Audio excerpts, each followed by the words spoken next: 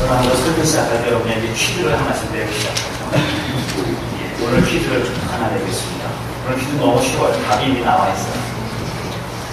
우리 한국 신앙인들, 우리 코리안 크리스찬들이 다른 거는 다 잘 내려놓는데 여러분 잘 내려놓으시죠? 안 내려놓으십니까?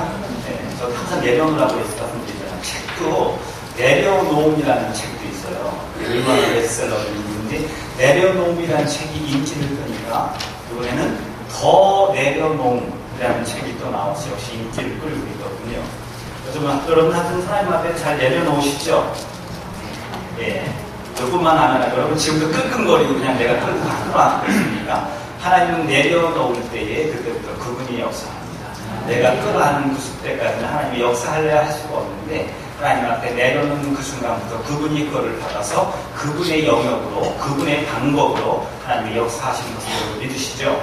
우리 많은 코리안 크리스찬들이 많은 것을 잘 내려놓는데 끝까지 내려놓지 못하는 게 한 가지 있어요. 그것이 뭔지 아십니까? 너무 어려워요. 오늘 답이 나왔다 그랬는데 주보에 나와 있는 제목이 오늘 답입니다. 함께 시작. 내 이름 석자 시작. 내 이름 석자.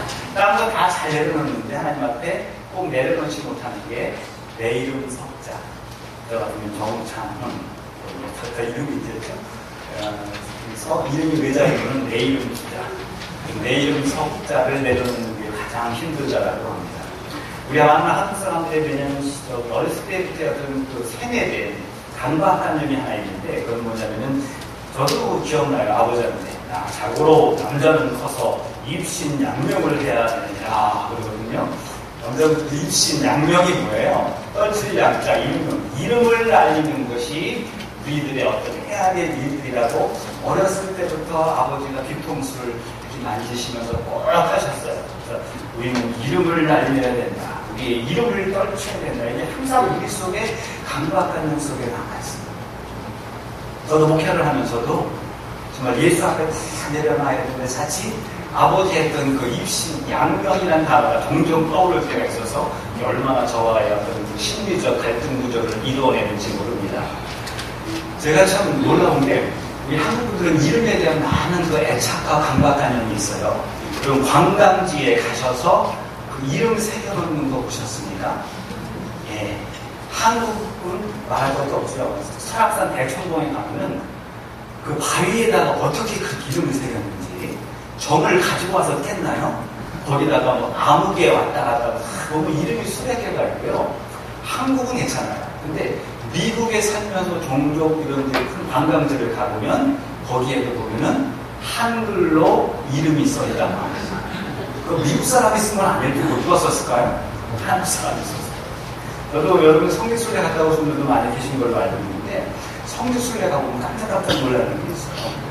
거기 보면 몇 가지가 있지만 한 가지 그 통곡의 벽이라는 곳이 있거든요. 이스라엘 사람은 그 벽을 정말 기도를 합니다. 이 통곡의 벽에다가 뭐 기도 제목을 써서 그 벽 틈 사이에다 꽂으면은 소원이 성취된다라는 이런 어떤 말이 있어서 거기 벽 사이 틈마다 종이로 써서 꽉꽉 찍혀 있어요. 거기 뭐 세계 각지 사람들이 다 와서 그게 미신인지 아닌지 모르겠지만 거기다가 참 기도 제목, 아들, 딸 기도 제목 넣어가지고 그 통곡의 그 벽돌 사이에다가 다 꽂아놓습니다. 신기하죠. 한국 사람들 일일이 성격이 아주 아싸해가지고 한국 사람들은 종이에 써서 집어넣지 않아요. 보면 저기 벽 꼭대기에 한 조금 높게 보면 뭐가 쓰여 있습니까? 한국말로 쓰여 있어요. 아무아무개 집사 왔다 갔다.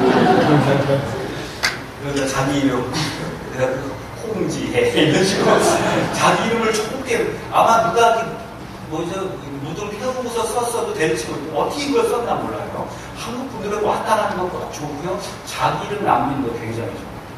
제가 정말 놀랐던 거예요. 제가 발견한 거예요. 어느 누구도 모를 거예요. 그 에베소에 가면 사도 바울이 에베소 교회를 개척했던 그 장소가 있고요. 그 교회가 이렇게 동굴식으로 되어 있어요. 낭떠러지 벽을 파서 동굴식으로 되어 있는 예배 처소가 있습니다.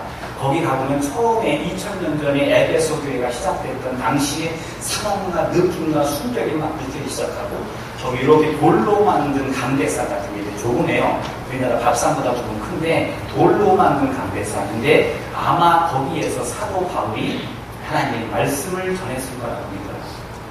저는 그 돌상을 만지니까 얼마나 가슴이 막 뭉클해져요. 사도 바울이 이 돌판을 치면서 얼마나 복음을 아주 강력하게 전했겠습니까? 그걸 하나님, 사도 하나님도 사도 바울 같은 위대한 복음 전도자가 해주세요. 그래서 그 강대상을 만지고 있는데 강대상 이쪽 끝에 밑에 이야 대단하대요.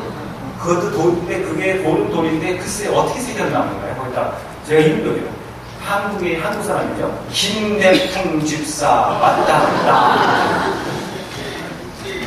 지금도 16년 전이니까 그 김대풍 집사님이 지금 좀 장로님 되셨을까요? 어떻게 사도 바울의 그 강대상 밑에다가 그렇게 이름을 집어넣어요? 이게 바로 우리 한국 분들의 어떤 그 이름에 대한 굉장히 집착, 애착 이런 거 굉장히 우리 속에는 하나의 강박관념으로 남아있습니다. 근데 오늘 본문에는 전혀 뜻밖의 상황을 저와 여러분에게 소개하고 있습니다. 사도 바울이 첫 번째 전도 여행을 시작할 때의 사건을 우리에게 소개하고 있는데 바울이 1차, 2차, 3차 전도 여행을 하면서 갈수록 이제 분위기를 타요. 갈수록 이제 복음 전도가 잘 진행되는데 1차 전도 여행 처음 시작할 때 바울은 굉장히 큰 어려움과 고난을 경험했습니다. 잘 안 돼요. 물론 그리스도의 성령의 능력을 통해서 말을 들었는데 될 듯 말 듯 하면서 안 돼요. 될 것 같은데 유대인들이 와서 방해를 놓고요. 될 듯 하는데 거기 터줏대감들 기득권을 가졌던 무슨 술사나 점쟁이들이 와서 꼭 신고를 하면서 꼭 문제가 생겨서 바울이 전도여행에서 뭔가를 세울 듯 하다가 무너지고 세울 듯 하다가 안 되고 또 바울이 이 13장부터는 사도행전 13장부터는 1차 전도여행에 대한 쭉 바울의 소개를 쭉 나오는데 이 전도여행을 쭉 보다 보니까 바울이 첫 번째 전도여행 할 때 했던 첫 번째 사역이 뭐냐? 사람을 살리는 사역, 병든 자를 고치는 사역, 힘든 자를 회복시키는 사역. 아멘? 이게 아니었어요. 바울이 처음에 전도여행을 딱 갔는데 어떤 점쟁이가 바울의 이제 본격적인 이 복음 전도를 방해하기 시작해요. 그를 이제 예수의 은혜로 변화시켜야 되는데 바울의 첫 번째 사역, 첫 번째 기적이 뭐냐? 예수의 이름으로 그 사람을 눈을 멀게 해버린 거예요. 야, 바울도 그래서 성깔이 대단했나 봐요. 처음 시작했죠. 여러분 신기한 게 엘리사도 마찬가지예요. 자기 스승 엘리야의 갑절의 영감을 받은 다음에 이제 동네로 내려오는데 동네 꼬마애들이 엘리사를 대머리라고 놀리죠. 엘리사의 첫 번째 공생의 첫 번째 기적은 뭐냐? 자기를 놀리는 그 꼬마애들을 저주해서 곰이 나와서 그 아이들을 찢어 죽이게 만든 게 첫 번째 사역입니다. 야, 우리 같으면 첫 번째 사역을 굉장히 드라마틱하게 좀 하나님이 기뻐하시는 일을 처음 할 텐데 오히려 엘리사나 사도 바울도 그들의 공생의 전도여행의 첫 번째 기적이 별로 하나님이 기뻐하시는 행위보다는 인간적인 어떤 감정과 인간적인 어떤 저주를 통한 그 첫 번째 사역이 시작됩니다. 이상하게 첫 번째 전도여행부터 꼬이기 시작하더니 사도행전을 쭉 보세요. 될 듯 말 듯 정말 될 듯 말 듯 왜 안 될까? 왜 안 될까? 계속 어려움에 쌓여 있다가 오늘 14장에 드디어 귀한 찬스가 생기기 시작합니다. 바울이 어느 한 지역을 갔더니 이 지역에 걸음을 걷지 못하는 사람이 한 명 있어요. 바울이 그 사람을 딱 보니까 이 사람이 그냥 어렸을 때부터 날 때부터 걸어본 적이 없는 사람이지만 영적인 눈으로 딱 보니까 이 사람은 뭔가 기도하면서 성령의 능력으로 회복될 수 있을 것 같아요. 그래서 바울이 그 사람을 예수의 이름으로 성령의 능력으로 그 한 번도 걸어보지 못한 그 안전뱅이를 일으켜 세웠습니다. 할렐루야. 네. 그랬더니 그 지역에서 그걸 본 사람들이 와 놀라는 거예요. 와 원더풀 하면서 당신은 신의 현현이군요. 뭐예요? 신이 인간의 모습으로 온 사람이군요 하면서 바울과 바나바를 사람들이 칭찬하면서 그들을 마치 신처럼 모시기 위해서 그들을 막 그냥 지금 추앙하기 시작합니다. 소위 말하면 이제 인기가 막 올라가기 시작하는 거예요. 사람들의 찬사가 시작되고 이제부터 그동안 얼마나 고생했어요. 될 듯 말 듯 안 됐거든요. 바울이 대처 하려면 안 되고 하려면 안 되고 유대인들의 방에 얼마나 많은 방해가 있었어요. 근데 이제 드디어 찬스가 생겼어요. 그들이 우리를 인정해주기 시작하고 우리를 존경해주고 우리를 마치 굉장히 우리의 이름을 높이려고 해요. 가만히만 있으면 우리의 이름은 높아지고 이들에게 인정받아지고 그런 다음에 서서히 열려진 이들의 마음속에 그리스도의 복음을 집어넣어도 아무 문제가 없을 것 같아요. 바울, 바나바. 여러분 오빠 부대가 뭔지 아세요? 지금 바울과 바나바가 지금 오빠 부대가 생기기 시작하고 드디어 이제 본격적인 그동안 꼬이던 전도 여행이 이제 처음으로 첫 열매를 맺기 시작하는 거예요. 가만히 있어도 되거든요. 근데 오늘 바울과 바나바가 뭐라고 하냐면은 그들에게 자신들을 높이고 자신들의 이름을 높이고 그들을 찬사하던 그들에게 여러분 우리는 아무것도 아니거든요. 우리는 당신들이 높여야 될 존재가 아니고요. 당신들이 경배해야 될 대상이 아니고 당신들이 경배할 대상은 오직 하나님 한 분이에요. 우리도 당신들과 똑같은 성정을 가진 인간입니다. 이러지 마세요. 오직 포커스는 그 안중된 일을 일으켜 세운 것은 나 바울이 한 것이 아니고 누가 하신 거예요? 예수 그리스도께서 하나님께서 하신 것입니다. 라고 하나님을 증거합니다. 가만히 있으면 좀 높아지고 좀 괜찮거든요. 근데 여기서 자기를 쏙 빼버리면서 하나님을 증거합니다. 이게 오늘 복음입니다. 여러분, 이들이 그 상황에서 이제 하나님을 증거하니까 이 바울과 바나바한테 열광했던 사람들이 그들이 증거한 하나님을 믿었다. 맞습니까? 예. 바울과 바나바한테 포커스를 가지고 있던 사람들이 그들이 우리는 아니거든 똑같은 존재야. 그리고 하나님을 소개해요. 근데 그들이 하나님을 믿지 않아요. 그리고 자기들이 정성을 다해서 호의를 다해서 당신에게 최대한 마음을 가지고서 당신들을 우리가 높이려고 했는데 당신들이 우리의 호의를 거절했어요. 사람들이 어떤 사람이 호의를 베풀다가 거절당하면 어떡합니까? 여러분 괜찮아요? 열받기 시작하죠. 베푼 만큼 마음속에 분노가 생기기 시작해요. 근데 그들이요 갑자기 배신감을 느껴가지고 19절에 유대인들을 다시 불러요. 14장 전반부에 유대인들과 갈등 속에서 겨우겨우 도망와서 이 지역에 와서 뭔가 복음의 씨앗을 이룰까 했는데 그들에게 자기의 이름을 빼고 예수의 이름을 강조하고 자기가 손해보더라도 예수의 이름을 앞세웠더니 그들이 열받아가지고 그 도망왔던 지역에서 유대인들을 다시 불러요. 유대인들이 오케이 찬스 그래가지고 어떻게 됐죠? 바울을 죽도록 팹니다. 그리고 본문에 보니까 바울이 죽었어요. 아니요, 엄밀히 말하면 바울이 죽은 것 같이 완전히 숨이 끊어져 버렸어요. 그리고 그를 갖다 버렸는데 다시 하나님께서 바울을 살리셨죠. 왜 살리신지 아세요? 여러분 이 사람들이 바보입니까? 죽은지 안 죽었는지가 확인이 안 될까요? 분명히 죽었어요. 갖다 버린 거예요. 근데 다시 살리셨어요 하나님께서. 왜요? 아직 바울은 죽을 때가 아니에요. 여러분 영화에서 주인공이 빨리 죽는 거 보셨습니까? 하나님은요 사명을 가진 자들에게는 그 사명이 다할 때까지 절대로 미리 죽이지 않아요. 고난은 올 수도 있고 죽은 것 같이 보일 수도 있고 정말 남들보기에 극심한 상황에 처한 것처럼 보일 수도 있지만 하나님은 반드시 그를 다시 세우시는 하나님이십니다. 자, 오늘 이 바울이 결국은 이 첫 번째 전도 여행에서 첫 성공을 거둘 수 있는 이 찬스에서 바울은 성공했습니까? 실패했습니까? 예, 실패했죠. 성공할 뻔했는데 그냥 가만히 있으면 성공하는 건데 성공할 뻔했는데 바울은 실패했어요. 여러분 성경은 오늘 왜 저와 여러분들에게 이 바울의 실패의 장면을 여러분에게 소개합니다. 하나님께서 오늘 우리에게 이런 도전을 주시는 거예요. 너희들도 바울처럼 하나님만 드러낼 수 있느냐? 네가 손해볼 수 있어도 손해를 감수하면서도 하나님만 드러낼 수 있느냐?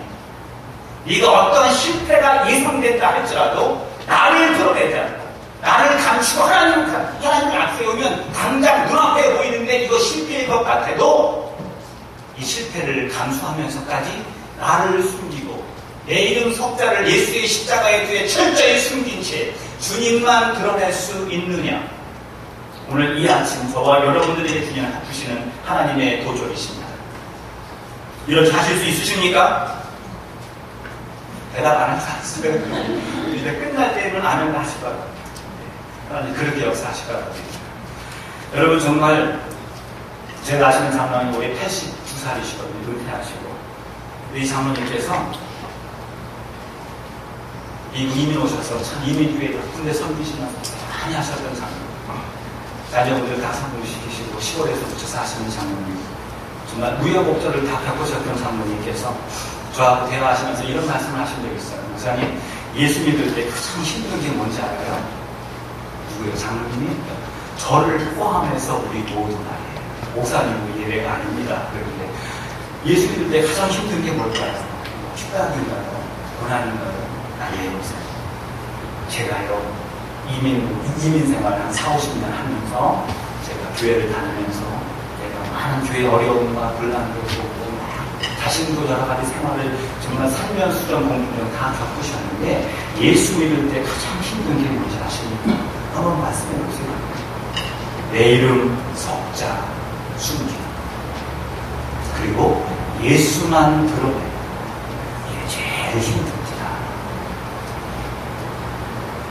여러분들은 절대로 동의하지 않는 것 같은 표현을 쓰고 계시는데 내 이름 석자 드러내지 않고 예수만 드러내는 이게 그렇게 믿음 좋은 장로님이 신앙생활하면서 가장 힘들었던 하물며 저와 여러분 어떻겠습니까? 여러분 마귀도 시대에 따라서 바뀌는 거 아닙니까? 마귀도 시대에 따라서 트렌드를 따라갑니다. 옛날 마귀들은 단순했어요. 왜요? 우리가 단순했어요. 옛날 마귀들 뭐라 그래요? 선신하지 마라, 수고하지 마라, 고생하지 마라, 충성하지 마라, 봉사하지 마라, 내 이름 날리지 마라, 내 이름만 날려라. 옛날 마귀들은 뭐 하지 마라 그랬거든요. 이제는 목사님들이 하도 설교를 많이 하다 보니까 교인들이 하지 말라고 올라갈지어라. 우리가 다 이길 수 있어요. 그러니까 요즘에 신식 마귀들은 어떻게 하는지 아세요? 이제 열심히 헌신하십시오. 저는 마귀가 아닌데 목사가 하는 얘기인데 헌신하십시오. 여러분 안 좋아요? 목사님 하도 저를 속여서 여러분 헌신하십시오. 이건 해도 돼요. 이거 괜찮아요. 헌신하십시오. 수고하십시오. 충성하세요. 봉사하세요. 그런 다음에 여러분 이름 좀 날리십시오. 여러분이 헌신하고 충성하고 봉사하세요. 근데 만약에 헌신하고 수고하고 봉사했는데 이 수고 다 하고 나서 남들이 알아주지 않으면 그때 열받으십시오. 남들이 인정하지 않으면 그때 화를 내세요. 분노하세요. 이게 요즘 신식마귀가 주는 장점이에요. 봉사는 하되 인정해주지 않으면 승리해요. 충성하되 남들이 나를 알아주지 않으면 뭐예요? 웃돈 먹고 분노하는 거예요. 제가 여러분들에게 믿음에 대한 여러 가지 정의를 내리고 있지만 이런 정의는 어떨까요? 예전에 믿음에 대한 여러 가지 정의가 있었죠? 다 기억하세요?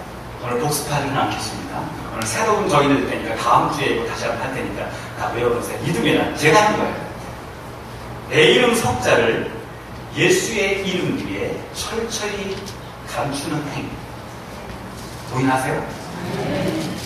다시 한번 해볼까요? 믿음이란 내 이름 석자를 예수의 이름 위에 철저히 감추는 행위가 믿음입니다.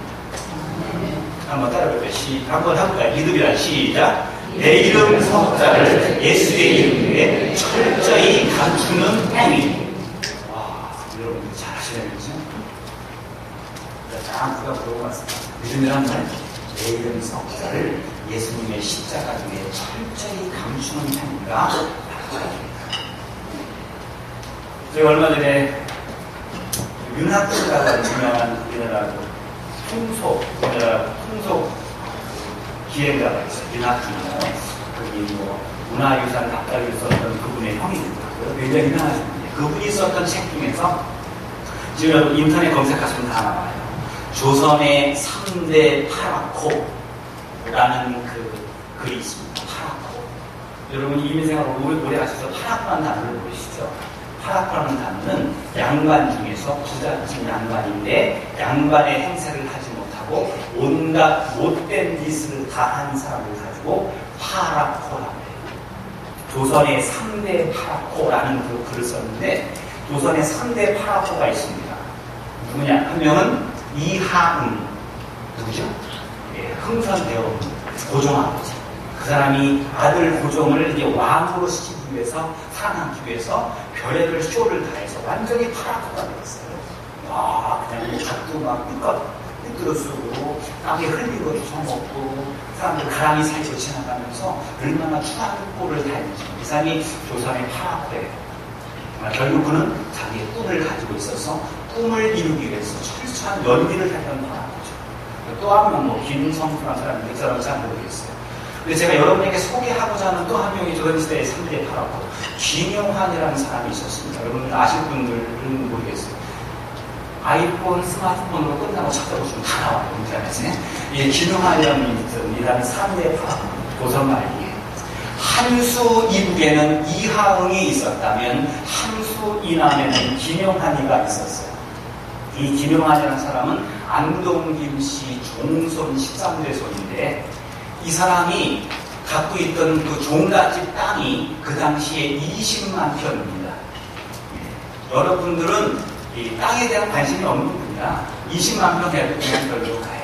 나는 그냥 경소한 사람이에요. 여러분은 2,000스퀘어피 돼야지 뭘 관심 있죠. 20만 평은 여러분이 느낄 수 있는 한계가 아니잖아요. 그 당시에 20만 평의 안동 지역의 땅을 가지고 있었고 그게 오늘날의 시가로 치니까 약 놀라지 마세요. 5천만 불. 예, 여러분 안 놀랄 줄 알았습니다. 여러분 5천 불 하면 놀래요. 5만 불 하면 오 이러는데 50만 불도 조금 개념 이상하고 5천만 불 아니까 뭐야. 지금 만약에 그걸 팔면 5천만 불 시가예요. 근데 김용환이라는 사람이 그 엄청난 5천만 불의 시가를 가지고 그 모든 땅을, 모든 종갓집 재산을 노름으로 다 날려버렸어요. 옛날에 노름 아시죠? 노름. 그래서 한 번은 몇 번은요, 이 사람이 전답을 갖다가 가서 이게 이루면 다른 종갓집 사람들이 종갓집 땅을 팔면 안 되잖아요. 다른 사람이 사다가 돌려줘. 리턴해줘요. 다시.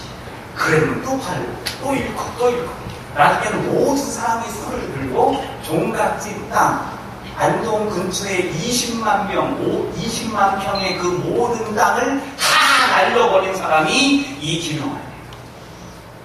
심지어는 그 딸내미가 16살에 시집을 가는데 딸내미 시집 보낼 장롱을 사보낼 돈이 없어서 그 이제 사돈댁에서 돈을 보냅니다. 당신 딸을 우리 집에 시집 보냈는데 그냥 올 수 없으니 혼숙감 및 장롱을 사오십시오라고 그 집에서 돈을 보내요. 사돈댁 집이. 그 돈을 받고 뭐 했을까? 그날 정도 가서 또 깡그리 싹 없어져 버리고 어디다 쓰는지도 몰라요. 그 딸내미가 어떻게 했느냐? 다 나와요. 딸이 나중에 지말하면 안 되겠다. 딸이 나중에는 작은 아버지 집에 있던 쓰다만 장롱 있죠? 그거를 가지고 시집을 갑니다. 시집을 갔더니 시댁 식구들이 쓰다 남은 장롱 가지고 왔다고 귀신 붙었다고 동네 앞에 그 겨울철에다 그거를 활발 태워오르는데 그거를 보고 있는 새색 씨의 마음이 어떻겠어요? 철저히 고생하다가 3년 만에 소박을 당하고 쫓겨왔죠. 자식도 팽개쳐버리고 20만 평의 종갓 땅 다 뭘로 날려요? 뭘로 날려요? 노름을 하려면 천하의 파라코 같은 녀석 이 김용환. 종갓집 주위 사람들이 아예 인간 취급을 하지 않은 사람이고 자식들도 아버지 취급을 안 하고 부인도 남편 취급을 안 했던 사람이에요. 이 사람이 1946년도에 해방기에 이 사람이 드디어 죽었습니다. 못 먹고 힘들어서 폐결핵으로 그 사람이 죽었습니다. 46년도에. 근데 그 사람이 죽어도 자기 가족들 외에 그 종갓집의 장손인데도 아무도 와서 문상을 하지 않아요. 왜요? 천하의 파라코, 종갓집 사람 다 날린 천하의 나쁜 녀석 해가지고 아무도 오지 않아요. 그래서 외롭게 그 문상을 지키고 있는 가족들만 있는데 그 장례식장에 누가 왔냐면 1946년에 김구 선생이 온 거예요. 천하의 한수이남의 최고의 이 파라코 도박꾼 이 김용환의 장례식에 민족의 그 영웅이신 당시에 백범 김구 선생이 온 거예요. 몇몇 수행원들을 데리고. 근데 김구가 와서 역사대 기록이 있습니다. 2시간 동안을 그의 그 여기 앞에서 그 백범 선생님이 막 우시는 거예요. 한참을 울고 난 다음에 수행원과 같이 갔던 기자들이 있었겠죠. 왜 이렇게 우십니까? 저 파랗고 기명하냐고 어떤 관계가 있었기에 왜 이렇게 우십니까? 그랬더니요, 김 선생님이 하시는 말씀이, 이분은 파랗고가 아니에요. 이분이 아니었다면 만주에 있던 우리 독립군들은 다 굶어 죽었을 거예요. 상해 임시정부가 시작돼서부터 10년 동안 전적으로 이분의 이 서포트로 우리가 견뎌왔다. 이분이 자기의 모든 재산을 다 우리 독립군과 임시정부에 다 기탁을 해서 우리가 그나마 이 조국 통일에, 이 조국 해방에 큰 일을 감당할 수 있었다라고 말합니다. 알고 보니까 이 사람이 노름꾼이 아니에요. 자기 종갓집에 이 20만 평의 땅으로 독립운동을 해야 되는데 그냥 땅 팔아서 독립운동 자금 주면 당시 누가 있어요? 앞제리들, 일본 순사들이 다 검사해서 독립운동가 팔로만 하니까 도박판이 뭐냐? 도박판이 돈 세탁하는 장소예요. 거기서 돈을 잃어, 일부러. 그러면 돈을 딴 사람도 보니까 독립운동가예요. 끌어들이요. 그들이 그걸 챙겨서 캐시화해서 상해 임시정부도 있고 만주에서 헤매이던 우리 독립군들을 도왔던 사람.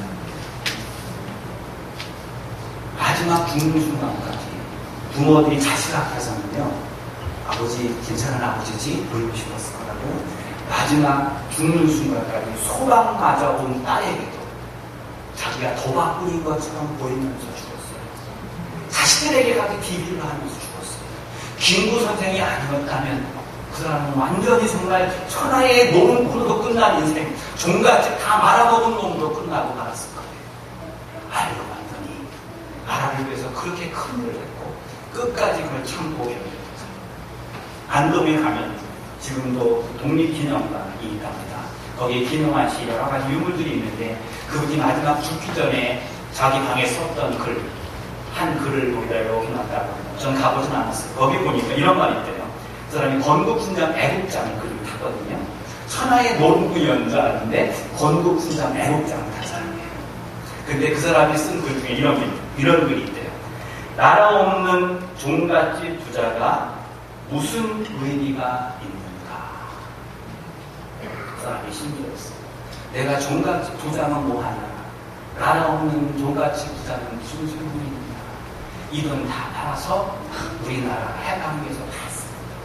그러기 위해서는 적군들의 눈을 숨겨야 돼요. 그러니까 뭘 전락해요? 노름꾼인 척 행세를 했던 거예요. 여러분, 저는 이걸 읽으면서 감동했거든요. 이 사람은요, 크리스천 아니거든요. 나라만 사랑해도 다 바치고 오해받고 누명 써도 아무런 문제없이 끝끝내 견뎌갔던 사람이었어요. 조금만 사랑해도 남들이 나를 비난하고 남들이 나를 손가락질하고 나를 파라라고 그러고 천하의 불쌍놈이라고 그러고 나를 위해서 뭐라고 나를 누명을 씌우고 나를 조롱해도 조국을 위해서 내 이름 속자 내려놓을 수 있다면 내 명예 같은 거 관계없어요. 마지막까지 자식들 앞에도 노름꾼으로 인정받고 죽어도 나라를 위해서 최선을 다한 이 김영환이라는 사람이 있는데 저는 도전을 받았거든요. 성경도 읽고 은혜를 받았지만 이걸 듣고 얼마나 은혜를 받았는지. 여러분, 우리는 누구예요? 예수 믿는 사람들인데 여러분의 헌신과 충성이 조금만 인정되어지지 않고 조금만 몰라주고 조금만 남들에게 이것이 쇼되지 않으면 우리는 종종 섭섭하지 않습니까? 혹은 용서가 되지 않습니까? 분노가 되지 않아요? 내 이름 속장을 무시해? 네가 나를 이렇게 무시해? 여러분, 교회가 왜 싸워요? 우리 교회는 예외적인 케이스구나. 교회들이 왜 싸워요? 네가 내 이름 석자를 몰라줘서 그래. 나도 너 이름 석자를 인정해주지 않거든.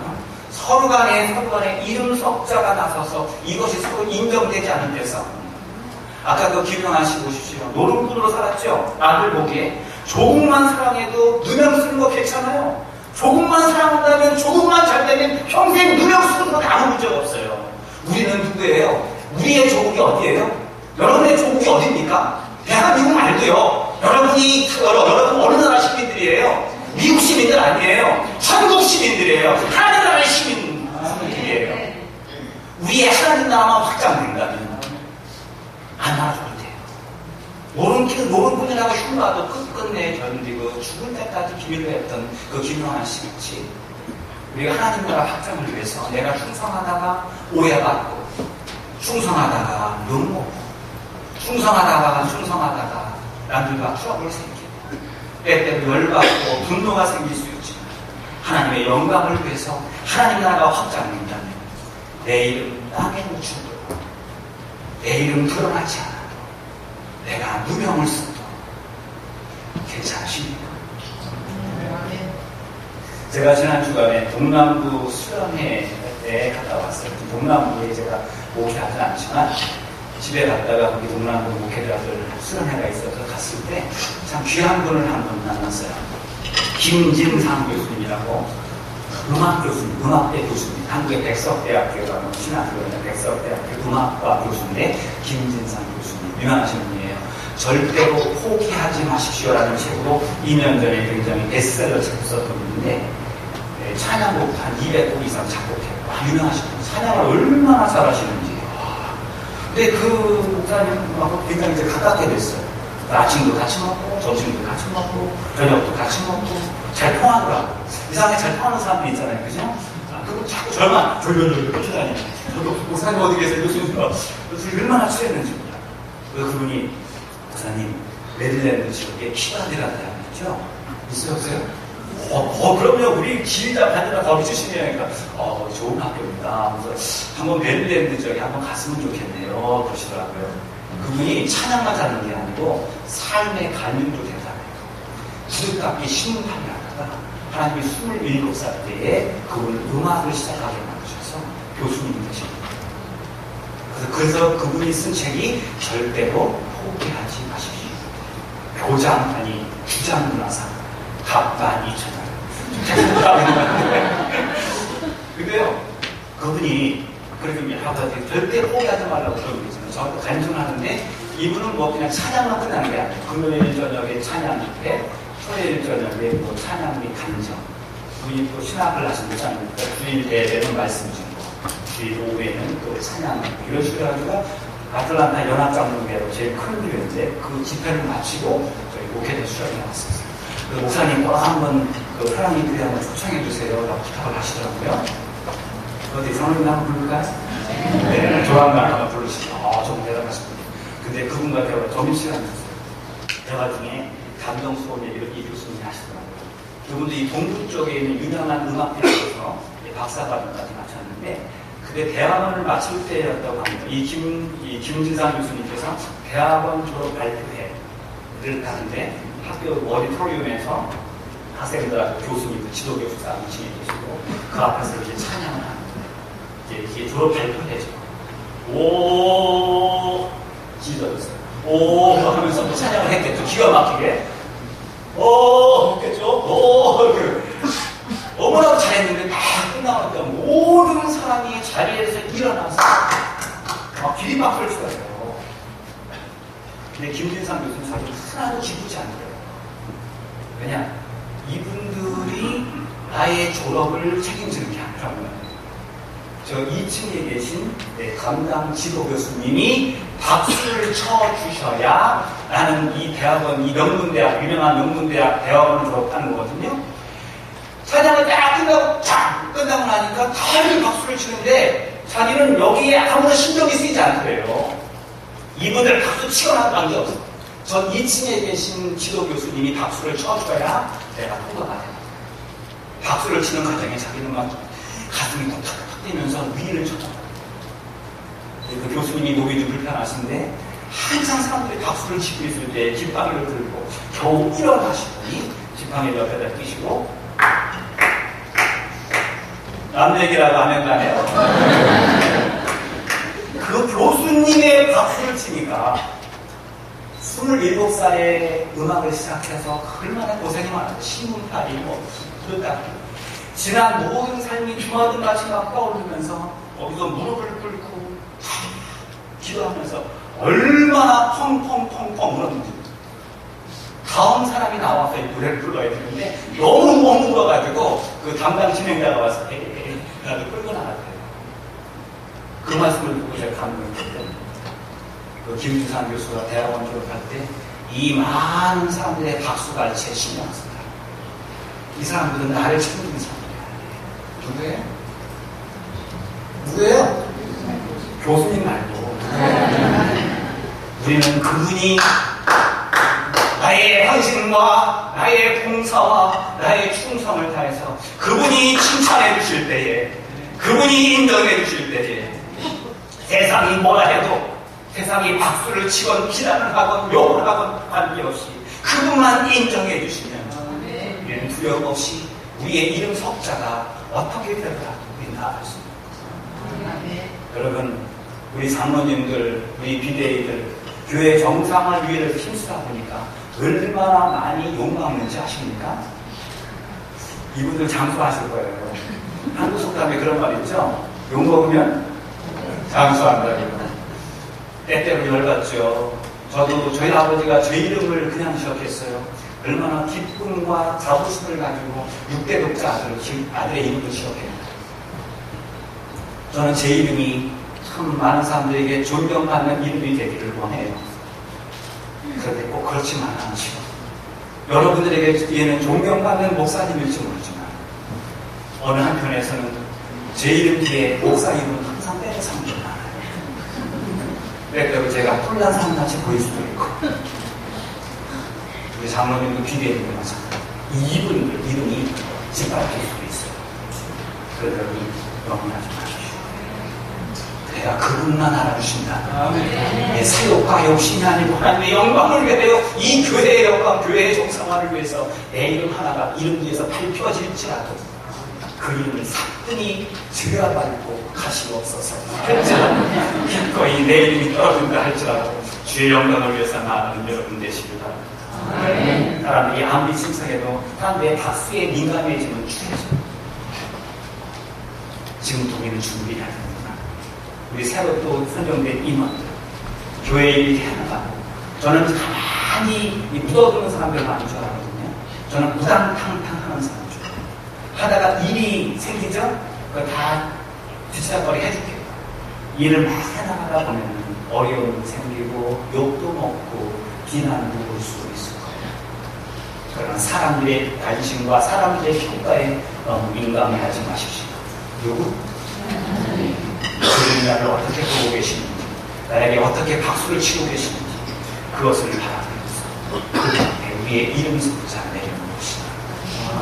그리하여 이 땅에 박수가 없어도 남들이 나를 기다리는 것 같아도, 남들이 나를 알아주지 않아도, 내가 나를 누명을 쓰는 것 같아도 걱정하지 마세요.